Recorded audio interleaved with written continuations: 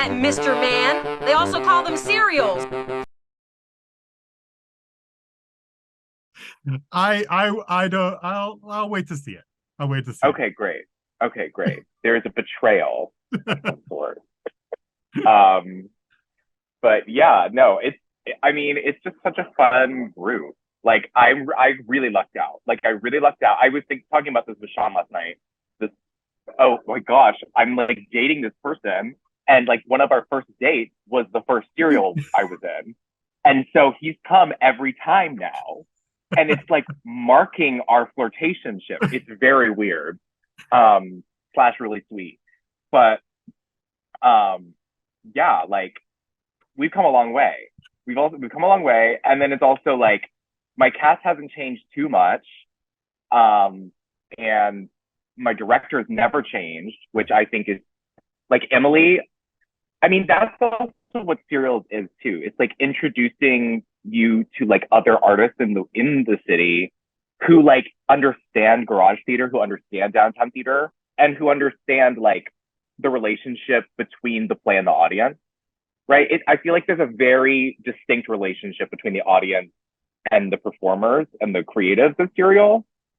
Um, that isn't really happening much anywhere else in New York. It feels like, besides like a drag show or something, like it's giving that similar vibe to me, where like there is audience participation. Like if you find something funny, you can be like laughing as loud as you want. Like, um, that's something that I think immediately like charmed me about Serial. Um, because everyone there is trying to have a good time, and like everyone is on the side of the script. It feels like nobody's pressing the X on America's Got Talent in like the first 5 minutes. You know, like it feels like it's a place for experimentation. Um, and you know that's what keeps me excited about it, and keeps me like excited for also the pilot. Like, you know, it's really funny. I mean, just when you have to sit down and like vote, it can be kind of stressful now. Like it's stressful because you're like, oh, like I love this, like writing, I love, you know, and there's so many factors into like how to choose what you vote for. Because you know, I don't know, and I think it says it just gives us a reason. It just gives us a way to like talk about theater. I feel like I don't know, with the pandemic and stuff, my theatrical community really dwindled or really shrunk. Mhm. Um, and you know, my concept of what theater could be shifted a lot after college, as like a way to make money and a way to like prepare for your future, and you know, but like remember when we wanted to get like fucked up and like have drinks and like go see theater and like be surprised? You know, it's like that to me is like why I do theater. And Serial has actually kind of brought me back to like writing and to like to why I'm doing this. I know we're recording. That was probably a good thing to put in the podcast, but you know what I mean. Like it feels different than anything I've done because it's like it's very comforting. I don't know. It feels like home. I agree. I mean I think that the community and the energy in the space is the thing. It's the, I mean, whatever you talk about brand or whatever, but that's the thing that we're trying to cultivate. I mean, not that show, like every show is important. That's another aspect of like how we approach it. We don't ever like be like, well, you know, maybe the pilots won't last this week or whatever. Like it doesn't, yes, something can get voted away, but you have to make it count while it's there every time. If as soon as you Right. fall out of that, you get in trouble. But then the thing that stays is this sense of community and this energy where, and you're right, it's this amazing support. There's like I love it that there's rarely that whole like arms crossed, like, okay, well, prove it to me, like attitude. It's more like Right. everybody's there to like have a great time together. So Yeah. um yeah. I mean, this is why I'm addicted to it. I'm so addicted to it that I did it for years and years and then brought it back after the Yeah. world changed. So, you know. I mean, we need it. Like what? Like the Lark is gone. What's next? Victory Gardens is gone. I Like know, right? I made like we're running out of opportunities, and that's what's kind of terrifying as Mhm. like an emerging theater person, as like a downtown theater person. Like where can we develop and where can we hone our voices and take chances? And like, I feel like Serials is one of like the last remaining things in New York City that's accessible to people without sort of like the gatekeeping and bureaucracy of theater, Right. which kind of sucks, but it really goes to show where Serial's place is in the world, you know, and why it's important. How does it feel to you're the longest running Serials writer of sort of the new era, and I just wanted to get your impressions about like what the experience of that was. I'm shook. Like it is shookening. Like it's just like, and there's been such a progression for that. Like right at the beginning, I was like, okay, so like I just want to make it episode 2. And then we got to episode 2 and I was like, okay, I want to make it to episode 3. And we made it episode 3 and it was like, oh gosh, like now what am I gonna do? And then so we did episode 4, and then I was like, okay, but like no one makes it past episode 4, and then we just made it episode 5. So like it was never expected, but I was writing so that I could keep the world going. It's honestly been like, it sounds so silly, but like it's kind of an honor to like be voted back so many times. And like I know that there's people that are showing up every time to come see the show. And you know, I'm working hard on giving them new things that like connects to what they've already seen, as well as like working on, you know, what is somebody who's seeing this for the first time going to take away. So I think the writing gets more difficult like as you progress, which is fun. It's like, but it's a challenge. Audiences, especially like nowadays, our attention spans have shrunken, I feel like as a community, as a society, as the world itself. And so being able to be, you know, voted back and sort of get this affirmation from an audience that they like what they see and they want to see more of it, it's really affirming. It's really inspiring. It keeps me writing. That's cool. That's so cool. I love because people are so worried about getting past episode 1, and then you know people talk about second episode syndrome or whatever. But now you're like, it just gets harder because there's a mix of audiences that follow you, and you have to you know play to them. But there's also everyone who's never seen any of it before and needs the first dose. So it's like, how do you? And everyone, I'm sure everyone has like, if you talk to Jasmine, she'd have a completely different answer. You know, like Jesse would have a completely different answer. Like, because there's no formula, right? I mean, that being said, I have a cookbook. You know what I mean? Like, I'm thinking about it a lot. I saw episode 4 as season 2, right? Like, episode 4 for me was, okay, so basically I think about it in terms of trilogy.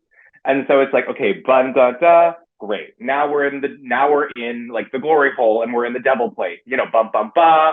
And then we have, you know, so like, I'm thinking about it, like I am thinking about it in like a shape way, but that didn't start until episode 3. Like, and like, I hate revealing that secret, but like people come up to me and they're like, how do you do it? And I'm like, girl, like, a bottle of tequila and some like sativa, honey. Like that's how I'm doing it. You know, like, so it's just like, it's really fun to me. And like, you know, I was telling friends of mine, I was like, they all think I know what I'm doing, but like, I don't know what I'm doing. And like, but like, you know, the more I am in the business and the more I'm just hanging out, like, oh, everyone's doing that. I love that you were writing the finale of season 1 when you realized, oh, that's what I'm doing here. Yeah, literally. I think I was following a form, like a cartoon form. Like I pull from cartoon and video game a lot in my writing, not just in here, but in everything else I've done. This one is the most closely like related. But the plot was largely informed by the audience. Like, I think I got a handle on, you know, who the audience of Serial is and like what would work / what people want to see. And so I really wanted to write something that was somewhat interactive, relatable to an audience, that makes them laugh. Good goals. So there's all this role play. You talked about video games as an inspiration. You talked about cartoons. There's also, obviously, it's about role-playing games, or like role-playing games are one of the sources. And there's also all those references to geek culture because it started at Comic-Con, or the story started at Comic-Con. So like, what's your experience of that? Why bring that to the stage? Or like, what is the inspiration, or how do you make that connection, I guess? We need to decide as a society if we are in nerd era or geek era. I believe we are in geek era. People are talking about Bitcoin and stuff. It's like people are talking about NFTs. Like nerd era is here, and you can either join it or not. Like, I'm not a Bitcoin person or an NFT person, but the thing is, these things are happening. And for me, I'm like, yeah, let's let all of our inner nerds out and like have a good time. I have been playing pretend since I was 8, obviously, and sometimes professionally at this point. But the thing is, like, I think in the pandemic, tabletop games and like role-playing games, that was a big way we all connected with each other. I know for me, like, I started getting serious about campaigning in the pandemic with friends of mine that I've been friends with since like kindergarten. And we were all spread out around the country. You know, people were dealing with an outbreak in Florida, and someone was dealing with an outbreak in California. And it was like, you know, but it was just one thing that we could do weekly for like 5 hours where we just like forgot about it. And we entered like this new world, right? So I really wanted to bring that on stage because we haven't really had something like that in a second. And I knew, you know, people are coming to see theater at 9 p.m. on Thursday, Friday, Saturday. Like, are we really wearing Givenchy and like Louis Vuitton to like Tribeca theater? You know, I mean, maybe in episode 6, there will be some sort of Versace thing, but I doubt it. You know, like, this is nerdy, and like, I'm nerdy. And like, I think that the show is like proudly displaying that. And you know, the nerds showed up, which is fierce. I'm like, oh my God, like they're voting back. And I'm like, oh, okay. So like, we're all here. We all are out here. I've heard about Serial since I was in college. So like 2016, 17. And I was like, oh my gosh, like, what is this? A playwright. Do you know Elong Liu? Yes. Yeah. Elong did, I believe, a Sailor Moon serial, like a Sailor Moon adjacent. They've been a huge inspiration to me, as well as like some form of mentor. So, you know, they told me about the program as well. So I have been thinking about this program for a long time. And then I got the invite to write, and I was like, oh my God, like, yay. You know, my first draft was not Roll for Initiative. We're never going to talk about that first draft. Like, the people in the room know about that first draft. That was just not the vibe. And like, thankfully, I had someone on my team basically be like, they were really nice about it, but it was basically like, Sam, this isn't it, you know. But it was very Liz Lerman. It was very like, initial thoughts, like, how are you going to make this into a serial? And I slept on it, and then I literally just went to the park the next day, and I just like smoked some weed, and I was like, okay, they want something episodic, I'll give it to them. So honestly, like, had that not happened, we would have a completely different script.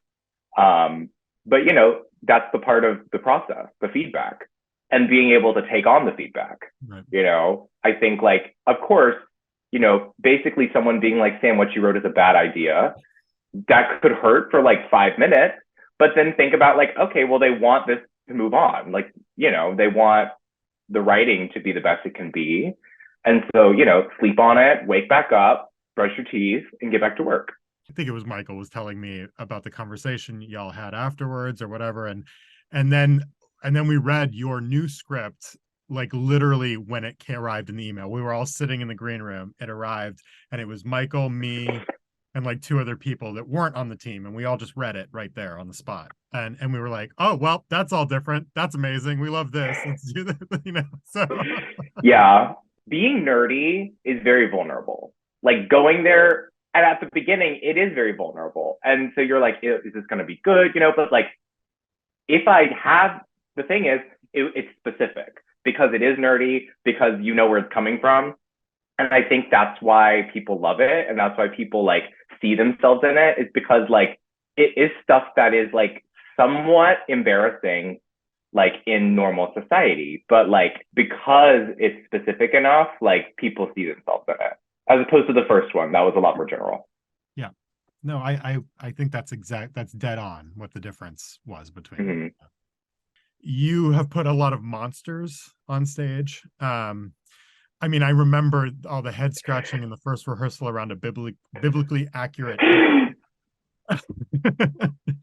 and what a sheep monster could be. So do you want to talk about where they come from, what they mean, what it means for this cast to put it on stage to you, or like Yeah, yeah. absolutely. I love playing pretend, right? Like we've already talked about that a little bit. I love that, we as an ensemble can suspend disbelief and believe things. The constraints of serial, in terms of like rehearsal quickness, in terms of like prop simplicity, in terms of set design simplicity, like being able to have these constraints can create the like a more specific world for the play, right? Like, and it's me, I think, the writer's responsibility to play to the event's strengths, right? And so for me, I was like, oh, we can totally pretend there's monsters everywhere. We can totally do that. Like for me, I was like, the less real, the better. This was also me trusting in my collaborators of like, no, they will make it work and they will make it happen. So I was like, just put a sheet over someone and you're suddenly a monster. Because I was like, there's not going to be time for body paint. There's not going to be time for prosthetics. Like in my head, I was thinking about that and I was like, just put a sheet over them and then just call it a sheet monster and it works. and like, and it did, which kind of speaks to kind of the trustworthiness of the audience and everyone involved. Like people do yes and you. And that's where the sheep monster came from. And I honestly see it as sort of like a mascot and like sort of like an allegory for this whole thing. It's like just put a sheet over somebody and it's a monster and like the audience believes you. Um, being able to see this on stage is really incredible. Like you were talking about sort of how people have full lengths come out of this. Like I now have a 60-page script and it's not done. Like we're kind of halfway through. You know what I mean? Like if I'm thinking about it like that now, like this is totally a full length and it's very much like in conversation with She Kills Monsters, right? Like I'm an Asian playwright, Kui is an Asian playwright. Obviously there's some inspiration there, but they're very different plays. And like I am pulling from sort of like Gen Z, like nerd culture, like millennial culture, and like talking about Game Cubes and Nintendo and things like this, and I really am also writing for the performers I have now. Like I've made a kind of a point to make sure I'm writing with their voices in mind now. Like the last episode, Georgia was unavailable. And so I was like, okay, so we're not having biblically accurate angel this week. Like I just have to make that decision. Right. Because for me, I found that the voices are so entwined with the performers at this point that it would be kind of uncanny to see Karen playing nurse or Christine playing love interest. Like for me, it feels that way now.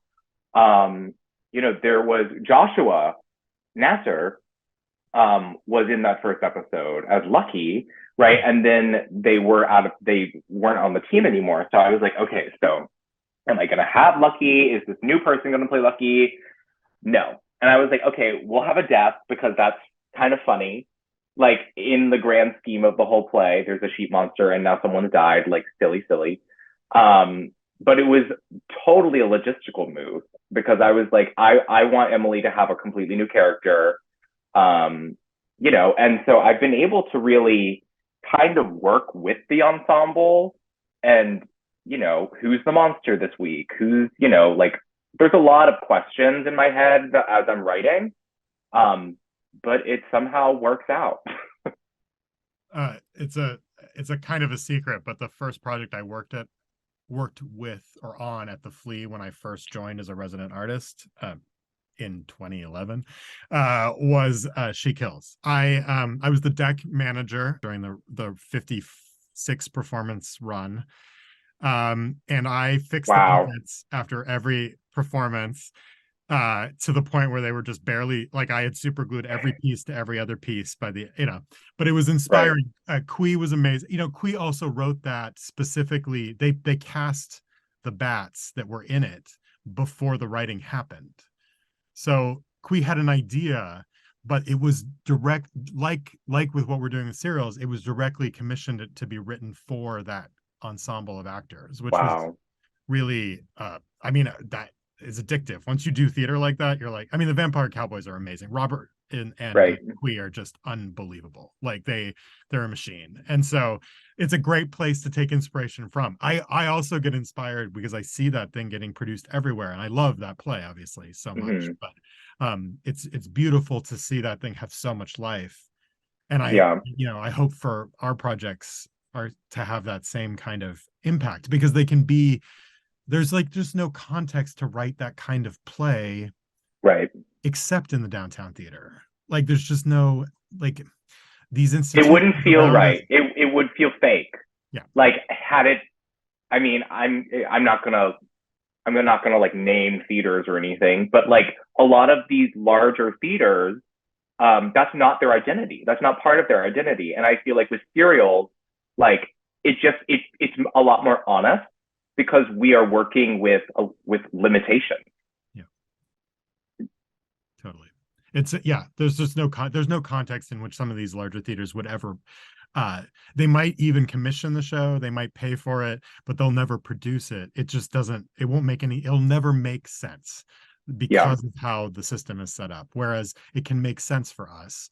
And yeah, so, and that change, and as you said, like the making of it week to week also becomes this set of things that pushes you and inspires you in new directions and creates new contexts. So yeah, do you want to talk about biblically accurate angel at all, or sure, yeah, let's do it. I mean, this is like meme culture. If like, is it not? Like, I'm not a professor of memeage or anything. I just use memes. I make memes sometimes, but like, I knew that there needed to be something else, something like that in this show because I believe the first show ends with biblically accurate angel coming on stage, right?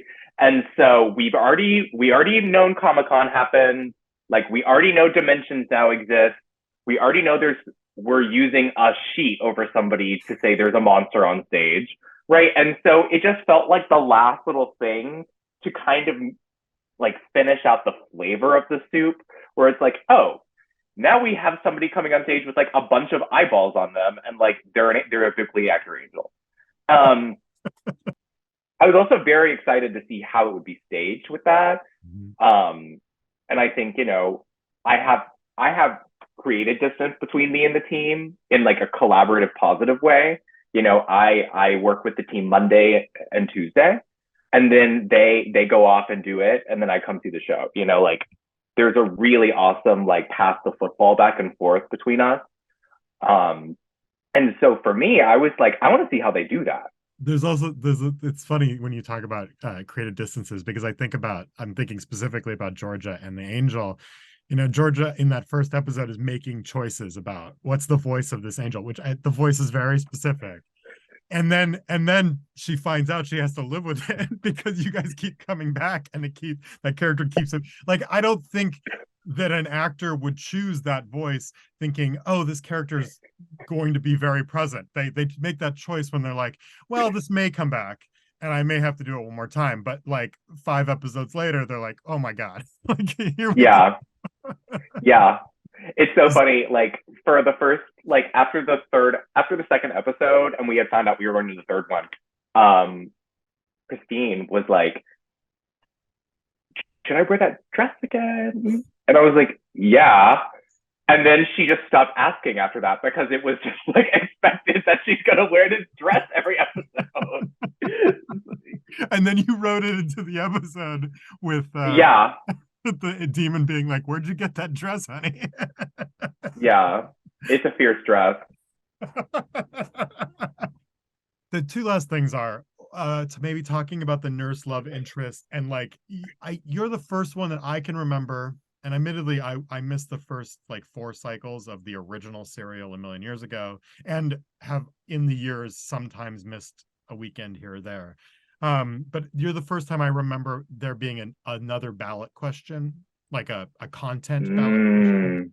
So, like, to be specific, you asked the audience, should hero pursue nurse or love interest? And you set it up very clearly. You know, the angel came forward and told us where they had been taken, what dimensions of hell they had been taken to. So we knew what we could expect from the adventure. And then they answered, and they gave you an answer, and then you wrote to it. Right. Like we can say it, you wrote to nurse. Like they decided to go with the person who wasn't the obvious love interest. I wanted the audience to feel some sense of ownership over the script at this point because they're so important to the process for me.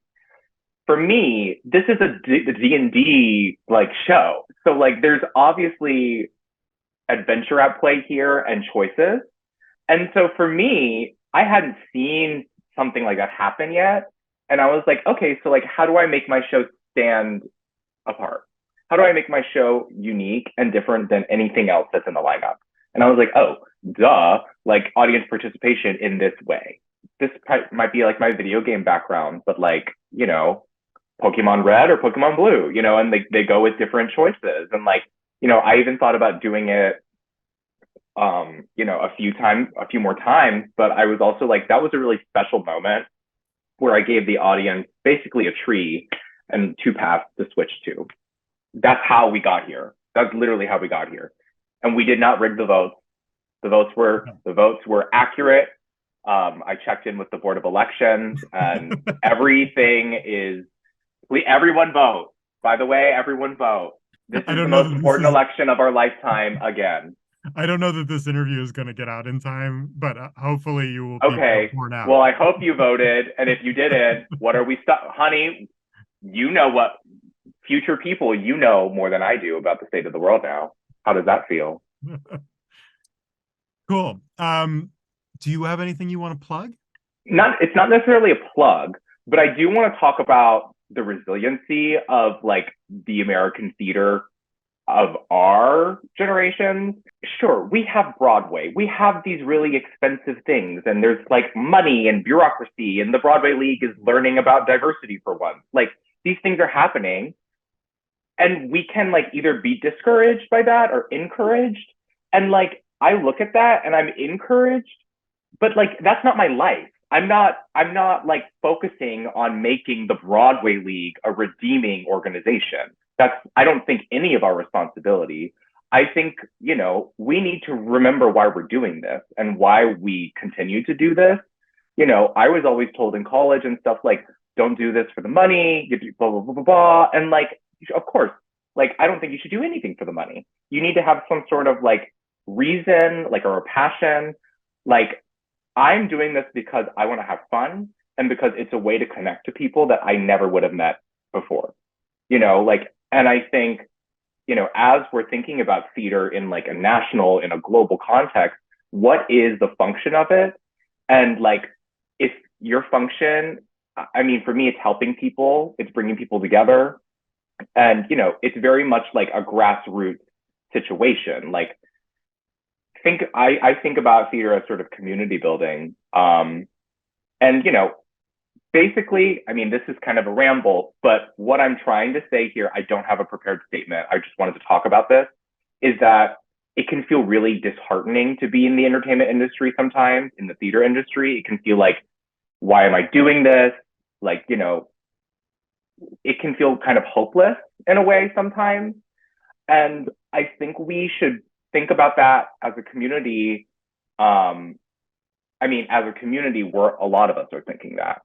And in there is community, right? Like, and if we're all thinking it, then let's just have fun and make some really fun stuff. Because like the authentic fun stuff will rise to the top, you know? And I don't mean rise to the top as in go to Broadway or things. Like that shouldn't be our goal anymore. I think, you know, theater is one of the last places we can meet new people and believe in good intention, which like is a really crazy thing to say. But I think it's one of the last places where I can go somewhere, bump into a stranger, and have a positive interaction. So everybody keep doing this, because if you all leave, like, I don't really know what I'm gonna do. So like, stick around. That's amazing. That it's not really a plug, but I love you Yeah. use the soapbox for that. That's perfect. Yeah. I mean, I'm around. Check my Instagram. It has the stuff I'm doing. Stuff's happening, but you know, Serials is the most is Serials is happening. I'm plugging Serials. Amazing. Well, thank you, Sam. This is awesome. Yeah. This is Thank you great. so much.